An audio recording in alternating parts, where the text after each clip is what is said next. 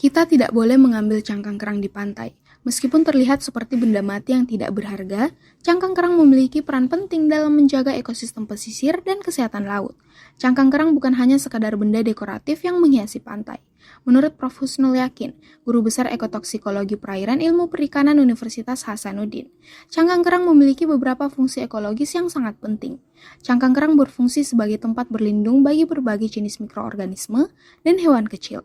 Mereka juga membantu dalam proses alami pembentukan pasir pantai dan dapat berperan dalam mencegah erosi. Selain itu, cangkang kerang mengandung kapur yang membantu menjaga keseimbangan pH air laut. Jika cangkang ini diambil, pH air laut dapat terganggu, yang bisa berdampak buruk pada kehidupan laut. Tidak hanya itu, pengambilan cangkang kerang secara berlebihan dapat mengurangi populasi organisme yang bergantung pada cangkang sebagai tempat tinggal.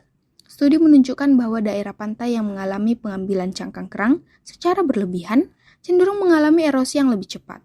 Selain itu, gangguan pada pH air laut dapat mempengaruhi berbagai spesies laut. Erosi pantai dapat meningkat yang mengancam pemukiman penduduk yang berada di dekat pantai. Gangguan pada pH laut akibat kurangnya kapur dari cangkang kerang juga dapat mempengaruhi berbagai spesies laut, termasuk terumbu karang yang sangat sensitif terhadap perubahan pH. Untuk mencegah kerusakan lebih lanjut, berbagai regulasi telah diterapkan di beberapa negara untuk melarang atau membatasi pengambilan cangkang kerang di pantai. Namun, kesadaran masyarakat juga perlu ditingkatkan agar aturan ini bisa efektif. Cangkang ini kan produk dari organisme yang tergolong filum Mollusca. Mollusca itu hewan yang bertubuh lunak, dan untuk melindungi tubuhnya yang lunak ini, hewan dari filum ini mempunyai cangkang, ya, dari kerang, kemudian keong, cumi-cumi juga termasuk itu. Ini semua dia mempunyai cangkang. Nah, kontribusi ekologisnya, cangkang ini kan sebagian besarnya terbuat dari CaCO3 atau kapur, ya. Nah, kapur ini di perairan itu menstabilkan pH. Jadi kalau cangkang itu kemudian diambil,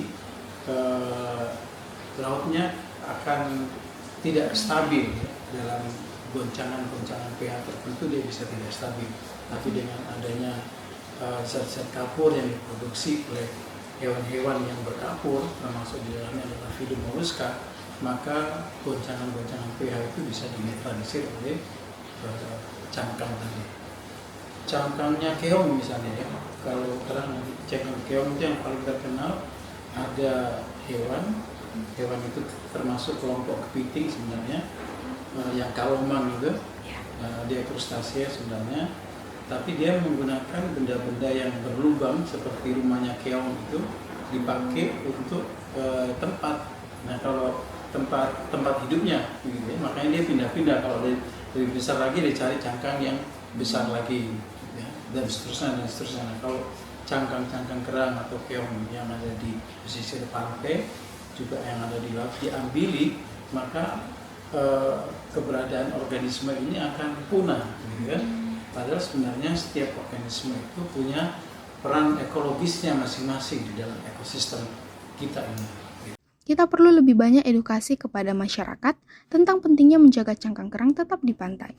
Kampanye kesadaran lingkungan, baik melalui media maupun kegiatan komunitas, sangat penting untuk melindungi ekosistem pesisir kita, tutur Prof. Husnul. Jadi, pemirsa, sebelum Anda tergoda untuk mengoleksi cangkang kerang sebagai kenang-kenangan saat berlibur di pantai, pikirkan dampaknya pada lingkungan. Mari kita jaga pantai kita tetap indah dan sehat dengan membiarkan cangkang kerang tetap berada di tempatnya. Feni Septiani Samuel, Unhas TV.